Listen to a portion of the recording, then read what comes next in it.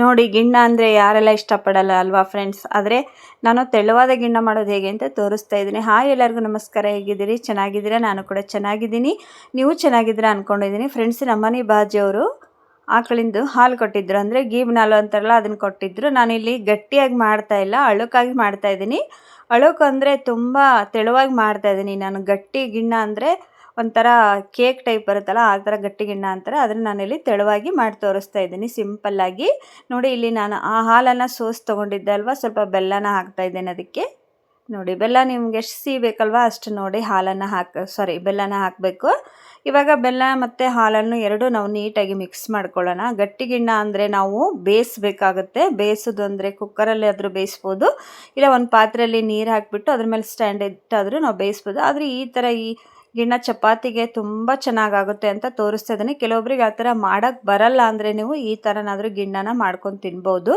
ಇಲ್ಲಿ ನೋಡಿ, ನಾನು ಗಿಣ್ಣ ಮತ್ತು ಹಾಲು ಮತ್ತು ಬೆಲ್ಲನ ಮಿಕ್ಸ್ ಮಾಡಿಬಿಟ್ಟು ಇವಾಗ ಗ್ಯಾಸ್ ಮೇಲೆ ಇಡ್ತಾ ಇದ್ದೀನಿ. ನೋಡಿ, ಗ್ಯಾಸ್ ಮೇಲೆ ಇಟ್ಬಿಟ್ಟು ಒಂದು ಸ್ವಲ್ಪ ಕೈಯಾಡಿಸ್ಬಿಟ್ಟು ನೀವು ನೀಟಾಗಿ ಇದನ್ನು ನಾವು ಕುದಿಯೋಕ್ಕೆ ಇಟ್ಬಿಡೋಣ. ಬೇಗ ಆಗುತ್ತೆ ಫ್ರೆಂಡ್ಸ್ ಇದು ಮಾತ್ರ. ಗಟ್ಟಿ ಗಿಣ್ಣ ಒಂದು ತಾಸಂತರೂ ಟೈಮ್ ತೊಗೊಳುತ್ತೆ, ಆದರೆ ಇದು ಒಂದು 15 ನಿಮಿಷದಲ್ಲಿ ನಿಮಗೆ ರೆಡಿಯಾಗಿಬಿಡುತ್ತೆ. ಅಯ್ಯೋ, ನಮಗೆ ಆ ಥರ ಮಾಡೋಕ್ಕೆ ಬರಲ್ಲ ಅನ್ನೋರು ನೀವು ಈ ಥರ ಮಾಡ್ಕೋಬೋದು. ಇಲ್ಲಿ ನೋಡಿ, ಸ್ವಲ್ಪ ಕೈಯಾಡಿಸ್ತಾ ಇದ್ದೀನಿ. ಬೆಲ್ಲ ಮತ್ತು ಇನ್ನೊಂದು ಸ್ವಲ್ಪ ಕರಗಲಿ ಅನ್ನೋ ಉದ್ದೇಶಕ್ಕೆ ಕೈಯಾಡಿಸ್ತಾ ಇದ್ದೀನಿ ನೋಡಿ ನಾನು. ಹೀಗೆ ನೀವು ಕೈಯಾಡ್ಸಂತ ಇದ್ರಿ ಅಂದರೆ ಬೇಗನೆ ಒಡೆದು ಬಿಡುತ್ತೆ ಹಾಲು. ನೋಡಿ, ಇವಾಗ ಹಾಲು ಒಡೆದು ನೋಡಿ, ಇದು ಪನ್ನೀರ್ ಥರ ಬರುತ್ತೆ ಅಲ್ವಾ, ಇದಕ್ಕೆ ನಾವು ಗಿಣ್ಣ ಅಂತಲೇ ಕರಿತೀವಿ. ಇವಾಗ ನೋಡಿ, ಕೈಯಾಡಿಸ್ಕೊತ ಇದ್ದಂಗೆ ಇನ್ನೂ ಚೆನ್ನಾಗಿ ಅದು ಇದಾಗುತ್ತೆ. ನೀರೆಲ್ಲ ಮೇಲ್ಗಡೆ ಬಂದು ನಿಲ್ಲುತ್ತೆ. ತೆಳುವಾದ ಪನ್ನೀರ್ ಟೈಪ್ ಇರುತ್ತಲ್ಲ ಗಿಣ್ಣ, ಅದು ಕೆಳಗಡೆ ಕೂರುತ್ತೆ. ನೀವು ಸೋಸ್ಕೊಂಡಾದರೂ ಊಟ ಮಾಡ್ಬೋದು, ಇಲ್ಲ ಹಾಗೆ ಇದನ್ನು ತೆಳುವಾಗಿ ತಿಂದ್ರೇ ಚೆನ್ನಾಗಿರುತ್ತೆ. ನೋಡಿ, ಟ್ರೈ ಮಾಡಿ. ಚಪಾತಿಗೆ ಮಾತ್ರ ತುಂಬ ಚೆನ್ನಾಗಾಗುತ್ತೆ. ಇವಾಗ ನಾನು ಅದಕ್ಕೆ ನೋಡಿ ಸ್ವಲ್ಪ ಏಲಕ್ಕಿ ಪುಡಿ ಮತ್ತು ಸ್ವಲ್ಪ ಶುಂಠಿ ಪುಡಿನ ಹಾಕ್ತಾಯಿದ್ದೀನಿ. ತುಂಬ ಚೆನ್ನಾಗಾಗುತ್ತೆ, ಟ್ರೈ ಮಾಡಿ. ಒಬ್ಬೊಬ್ರಿಗೆ ಬರೋದಿಲ್ಲ ಅಂತ ತೋರಿಸ್ತಾ ಇದ್ದೀನಿ. ಸಿಟಿಯವರಿಗೆ ಹೆಚ್ಚಾಗಿ ಗಿಣ್ಣ ಮಾಡ್ಕೊಳಕ್ಕೆ ಬರೋದಿಲ್ಲ, ಹಾಗಾಗಿ ತೋರಿಸ್ತಾ ಇದೆ ನೋಡಿ. ಇವಾಗ ಈ ಥರ ತೆಳುವಾಗಿ ಗಿಣ್ಣನ ಆರಾಮಾಗಿ ನೀವು ಮಾಡ್ಕೋಬೋದು. ಸ್ವಲ್ಪ ಶುಂಠಿ ಪುಡಿನ ಹಾಕ್ತಾಯಿದ್ದೀನಿ ಮತ್ತು ಒಂದೆರಡು ಏಲಕ್ಕಿನ ಪುಡಿ ಮಾಡಿ ಇಟ್ಕೊಂಡಿದ್ದೆ, ಏಲಕ್ಕಿ ಪುಡಿ ಹಾಕ್ತಾಯಿದ್ದೀನಿ.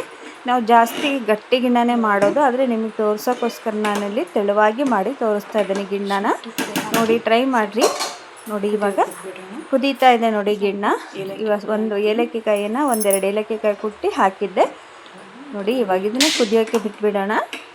ಏನಿಲ್ಲ ಅಂದರೂ ಒಂದು 15 ನಿಮಿಷದಲ್ಲಿ ನಿಮಗೆ ಗಿಣ್ಣ ಆರಾಮಾಗಿ ರೆಡಿ ಆಗುತ್ತೆ. ಗಟ್ಟಿ ಗಿಣ್ಣ ಆಯ್ತಲ್ಲ ಫ್ರೆಂಡ್ಸ್, ಅದು 1 ತಾಸು ಟೈಮ್ ಹಿಡಿಯುತ್ತೆ. ಬಟ್ ಇದು ಆದರೆ ಬೇಗ ಆಗುತ್ತೆ ನೋಡಿ. ಆಗೋಯ್ತು. ವಿಡಿಯೋ ಇಷ್ಟ ಆಗಿದೆ ಅನ್ಕೋತೀನಿ. ಎಲ್ಲರೂ ಸಪೋರ್ಟ್ ಮಾಡಿರಿ. ನೋಡಿರಿ, ಗಿಣ್ಣ ರೆಡಿಯಾಗಿದೆ. ನೀವು ಯಾರೆಲ್ಲ ಈ ಥರ ಗಿಣ್ಣ ಮಾಡ್ತೀರಾ ಅಂತ ನನಗೆ ಕಮೆಂಟ್ ಬಾಕ್ಸ್ ಒಳಗೆ ಹೇಳ್ರಿ. ವಿಡಿಯೋದಲ್ಲಿ ಏನಾದರೂ ತಪ್ಪಿದರೆ ಕ್ಷಮಿಸ್ರಿ ಅಂತ ನಿಮ್ಮ ಹತ್ರ ಕೇಳ್ಕೊತೀನಿ. ವಿಡಿಯೋ ಇಷ್ಟ ಆಗಿದೆ ಅನ್ಕೋತೀನಿ. ವಿಡಿಯೋ ಸ್ಕಿಪ್ ಮಾಡ್ದಂಗೆ ನೋಡಿ ಸಪೋರ್ಟ್ ಮಾಡಿರಿ. ಬನಶಂಕರಿ ಆಲ್ ಇನ್ ಒನ್ ಚಾನಲ್ಗೆ ಸಪೋರ್ಟ್ ಮಾಡೋದನ್ನು ಮರಿಬೇಡ್ರಿ. ನೋಡಿದ್ರೇ ಬೇಗ ಮಾಡ್ಕೋಬೇಕು ಅನಿಸುತ್ತೆ. ನೀವು ಹಾಗೆ ಹಾಲಿದ್ರಾದರೂ ಸ್ವಲ್ಪ ಕನ್ಸಿಡರ್ ಪೌಡರನ್ನು ಹಾಕಿಬಿಟ್ಟು ನೀವು ಗಿಣ್ಣ ಮಾಡ್ಕೋಬೋದು, ತುಂಬ ಚೆನ್ನಾಗಾಗುತ್ತೆ. ಇದೇ ಏನು ಬೇಕು ಅಂತೇನಿಲ್ಲ, ಅಂದರೆ ಹಳ್ಳಿಗಳಲ್ಲಿ ಯಾರಾದರೂ ಕೊಡ್ತಾರೆ. ಅದಕ್ಕೆ ನಾನು ನಿಮಗೆ ಸಿಟಿಯಲ್ಲಿದ್ದವ್ರಿಗೆ ಕೆಲವೊಬ್ಬರಿಗೆ ಈ ಥರ ಅಳುಕಂದರೆ ತೆಳುಗಿಣ್ಣ ಮಾಡ್ಕೊಳಕ್ಕೆ ಬರಲ್ಲ ಅಂತ ತೋರಿಸ್ತಾ ಇದ್ದೀನಿ. ವಿಡಿಯೋ ಇಷ್ಟ ಆಗಿದ್ದರೆ ಲೈಕ್ ಮಾಡಿ, ಮತ್ತು ಯಾರಿಗೆಲ್ಲ ಗಿಣ್ಣ ಇಷ್ಟ ಆಯಿತು ಅಂತ ಕಮೆಂಟ್ ಬಾಕ್ಸ್ ಒಳಗೆ ಹೇಳೋದನ್ನು ಮರಿಬೇಡಿ. ಪೂರ್ತಿ ವಿಡಿಯೋ ನೋಡಿ ಸಪೋರ್ಟ್ ಮಾಡಿ. ಬನಶಂಕರಿ ಆಲ್ ಇನ್ ಒನ್ ಚಾನಲ್ಗೆ ನಿಮ್ಮೆಲ್ಲರ ಸಪೋರ್ಟು ನಮ್ಗೆ ಭಾಳ ಮುಖ್ಯ ಆಗೈತಿ. ದಯವಿಟ್ಟು ನೀವು ಸಪೋರ್ಟ್ ಮಾಡ್ತೀರಾ ಅಂತ ಅಂದ್ಕೊಂಡಿದ್ದೀನಿ, ಸಪೋರ್ಟ್ ಮಾಡ್ತೀರಾ ಅಂತಲೂ ಅಂದ್ಕೊಂಡಿದ್ದೀನಿ.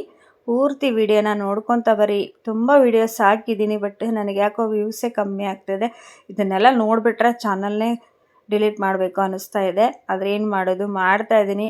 ನೋಡೋಣ, ಒಂದು ದಿವಸ ನನಗೂ ಒಳ್ಳೆಯದಾಗುತ್ತೆ ಅನ್ನೋ ಉದ್ದೇಶಕ್ಕೆ ನಾನು ವಿಡಿಯೋ ಮಾಡ್ತಾಯಿದ್ದೀನಿ. ನಿಮ್ಮೆಲ್ಲರ ಖುಷಿಗೋಸ್ಕರನಾದರೂ ಮಾಡ್ತೀನಿ.